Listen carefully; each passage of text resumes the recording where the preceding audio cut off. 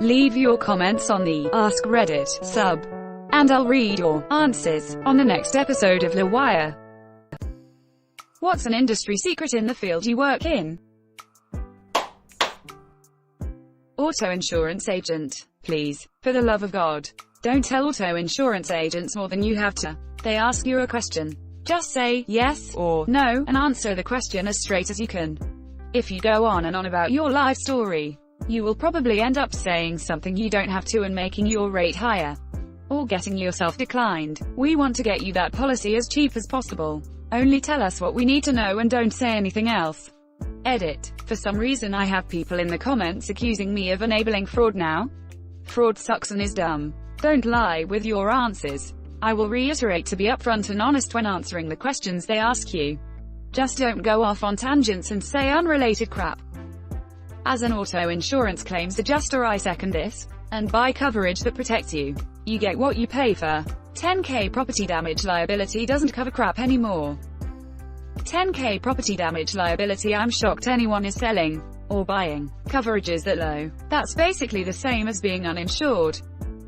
Said no to most of my questions on life insurance policy. Agent stated it looks more like I need to get a life policy.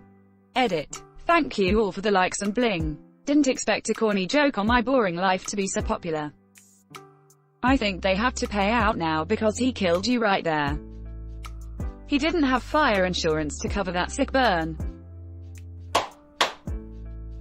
In Microsoft Office, Word specifically, you can upload recorded interviews and it will transcribe it and ever have speaker 1 and speaker 2, 3 and 4, basically eliminating a huge annoying part of the job. Edit **** WTF.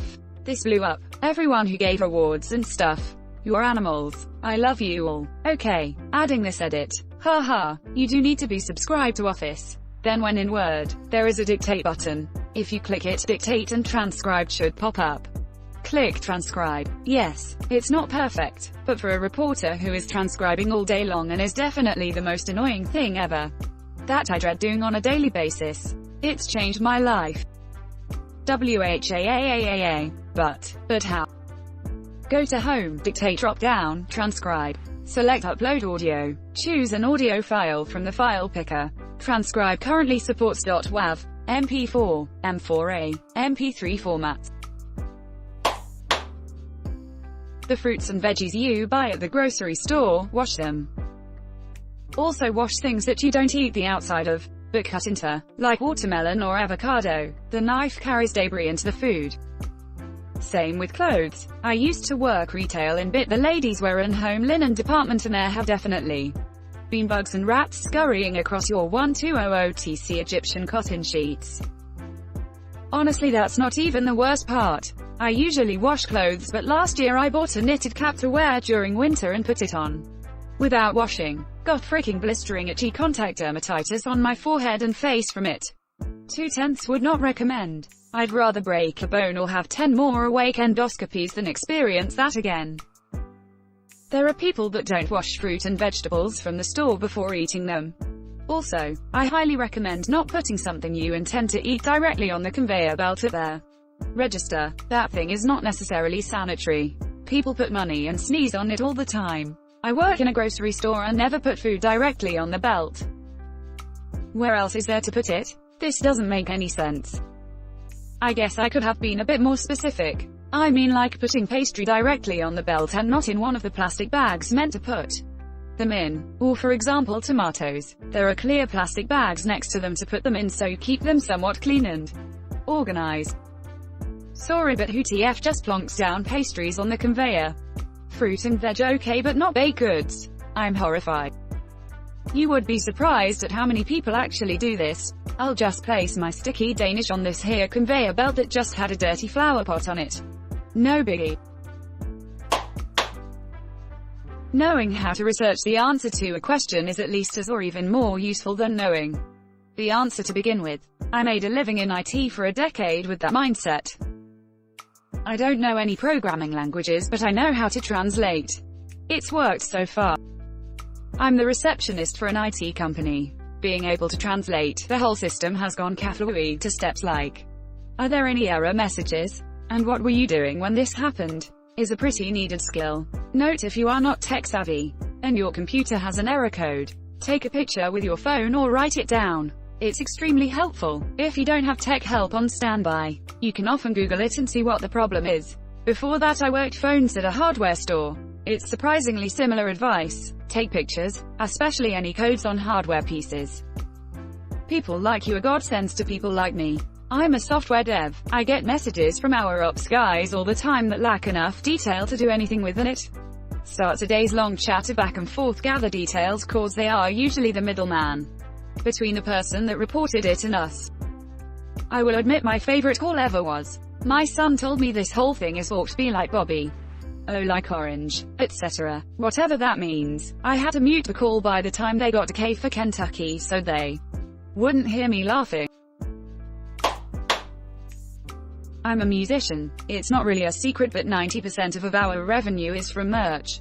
Spotify plays, show guarantees, etc. Everything is menial in comparison to shirt sales. In fact, a big reason bands tour as often as possible is because we can sell more shirts when we're in front of people. Edit. Thanks for the love, guys. To those asking, I sing for holding absence. How is it now? I've been looking at some merch for kind of lesser known bands that I really like, and they have their online stores open, but I'm afraid the shipping is not making it worth it for them. I'm a dentist. Here's the lowdown on toothpaste. As long as it has fluoride, they are all basically the same. When I was in dental school, the Colgate lady came by and said that everything that says Colgate Total on it is all exactly the same. The only difference is the packaging. So whether it says whitening, or gum protection, or whatever else, it is all exactly the same.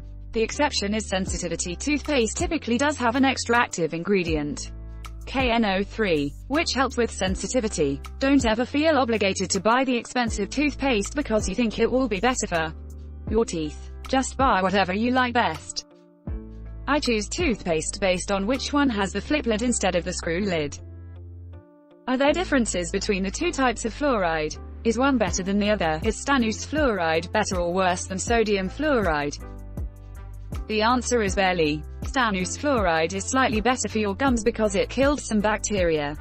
However, stannous fluoride straight up stains teeth. So the expensive toothpaste will use stannous fluoride and throw in another ingredient that is supposed to stop it from staining your teeth. Or you can just get a cheap sodium fluoride toothpaste that will never ever stain your teeth anyways and works just as well. To add to this, I went to a super third world country for over a year and my dentist told me that even if I didn't have toothpaste, brushing was still 90% of what teeth need, and flossing. Some days when I barely can function, somehow putting on toothpaste becomes the biggest deal in the world, so I just do the brushing part. Some days, I'm glad to hear it is actually helping when the alternative is not brushing at all. Coming from a dude who just folded part of my pile of laundry for the first time in 9 months, I feel you. But the toothpaste I buy at the dentist, ClinPro, is different, correct? Yes, ClinPro, a prescription toothpaste, has a higher percentage of fluoride, which makes it better for people who tend to get cavities. They told me ClinPro has some ingredient in it that helps strengthen teeth or something. It's so expensive I put a very small amount on my toothbrush. Does that defeat the purpose? My sister, who was a dentist assistant before she became an RN, told me all you need is a tiny dab. Like a little droplet, is enough. Most people use way too much toothpaste due to what they see in commercials and the like.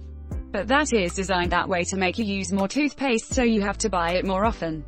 It's all a mind game to scam you out of your money. So using half the tube and only brushing for 10 seconds is a bad thing. My son will be disappointed. Library worker here. The majority of donations we receive do not end up in circulation on our shelves. No matter how much you demand, we put them there once they're donated. The reason why this is because we only add items to the collection that we think will circulate. Be checked out. Most libraries get funding based off of statistics. We don't want to waste shelf space on items that POP aren't checking out, as it won't improve our stats. So, unless the donated items are brand new, or by popular authors, we will not add them to the collection. We will also weed unpopular items from our collection with extreme prejudice for this reason. Much to our patrons' horror, these books usually end up being sold at book sales to help generate funding for other library programs.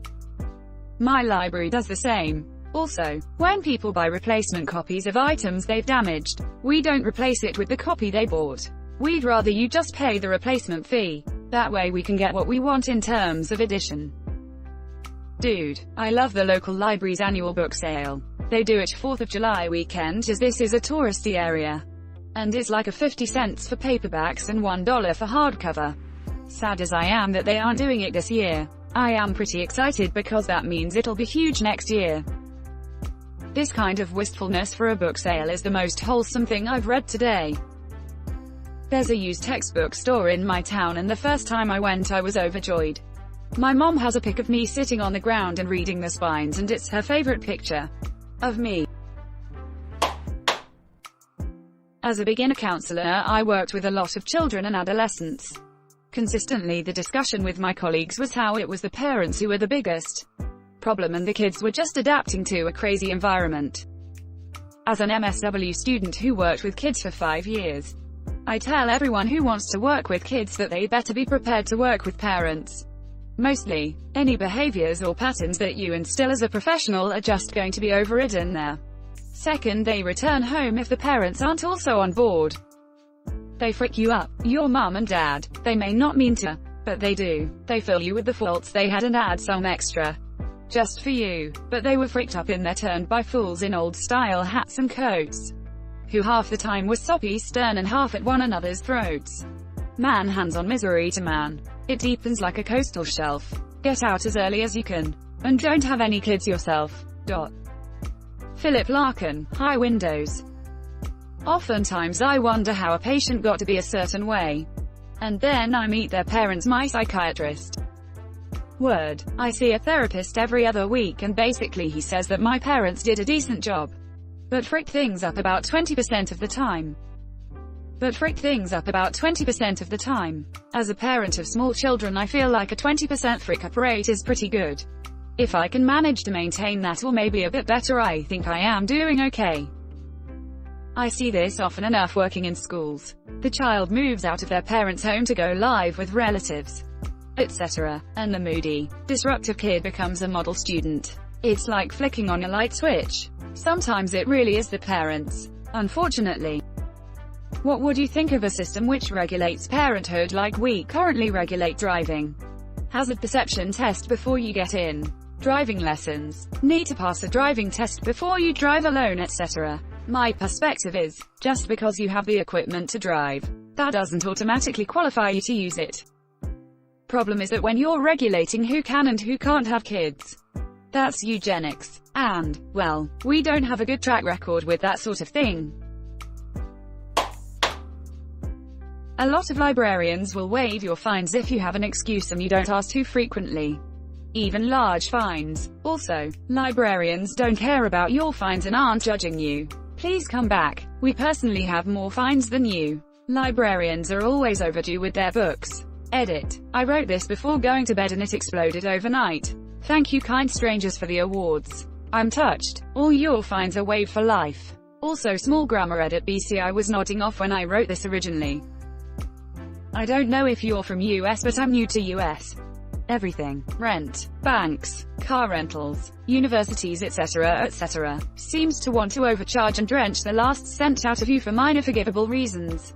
Except for libraries. I was late on a book. A few days. Wasn't charged. I love the libraries and the library system. They also try their best to get you a book from other locations and librarians are generally kind and polite. Library cards are free. You enter a library and nobody judges you etc. for anything. They also recommend not to get our research published with predatory journals etc. You are awesome. The world is in debt of your services. If in doubt, lubricate. I'm a machinist. If in doubt, tighten all the screws and bolts. I maintain heavy machinery. I'm a stripper. The poles spin. Thanks for watching LWIAR. The best of recent r/AskReddit submissions and comments. If you like this video, check out LWIAR too. And don't forget to like and subscribe.